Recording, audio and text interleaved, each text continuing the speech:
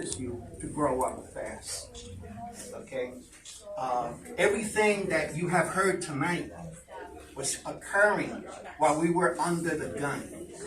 There's nothing to romanticize about repression. Okay? I want you to take that to the bank. Okay? Because there are no gangsters in jail. Let's be clear about that. There are no revolutionaries that are active in jail. There's revolutionary sentiments. But anyway, what I wanted to convey was that the way to describe the sisters, because I was one of the kids that supported the women's caucus and the right of the sisters to organize themselves. And we had some roughnecks that were opposing the women sisters organizing themselves. They weren't just intellectually opposing it. They were hostile. Okay? And they were twisting revolutionary definitions. It's nothing new. We all know and have heard about opportunity. Okay? How they will take an idea that's correct and then use it to screw you. Okay? Well, that's what was going on.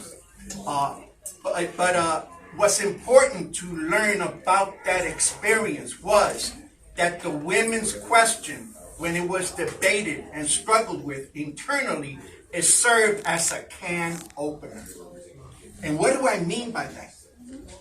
We were introduced to something that is lacking and discouraged in this society, and that is critical thinking. Because when the sisters then started talking about the emancipation of women, and I'll be honest with you, I was one of those kids that said, what the fuck? What is that? Okay? We're nice to you. Okay? That was the attitude. That was the attitude of the men. But what's important to understand is that we were traveling through uncharted waters. It wasn't a question of malice, because malice was not in the equation. What was in the equation was that in this society, it is normal to keep you stupid. Okay? That is the reason why now, it's hip to ban books. Okay? It's hip to, to get rid of the story of revolutionaries.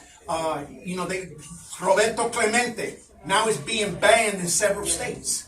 Okay, the sister who didn't want to sit in the back of the bus. I was mind blown the other night when I learned about that. That in Florida, her story has been banned. When the sisters decided to fight for the women's caucus and decided to get that funky ass point in the 13-point program, the level of critical thinking in the organization excelled.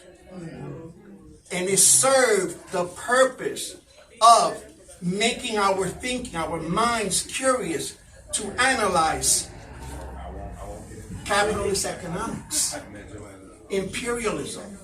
What are those terms? How does that function? Homophobia. Okay? And y'all know that it was hip to say faggot all the time. Okay? What happened when the sisters opened up that can of worms?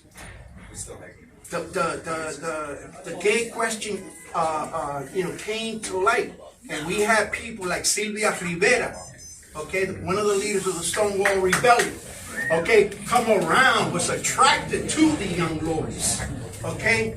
The salsa musicians, they became attracted because they were going through their own dilemma of racism, because Puerto Rican music was deemed savage. It was deemed as nigger music, okay? So there was like it was banned on the radio, So what the sisters did was they elevated the thinking level of the organization. And I got to say this because I say it everywhere. It was thanks to the sisters, because it was them who taught me how to read and write.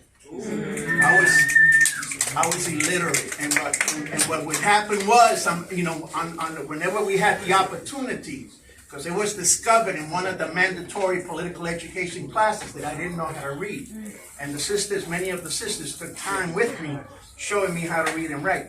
So with the Red Bull. That's right. So what I am trying to say here is that struggle is so pivotal. It's so pivotal that it made a major mark. It caused for an organization to make a major mark in not only in Puerto Rican history, but in the history of women's struggles and in the history of all the oppressed. That's a mark that lasts forever.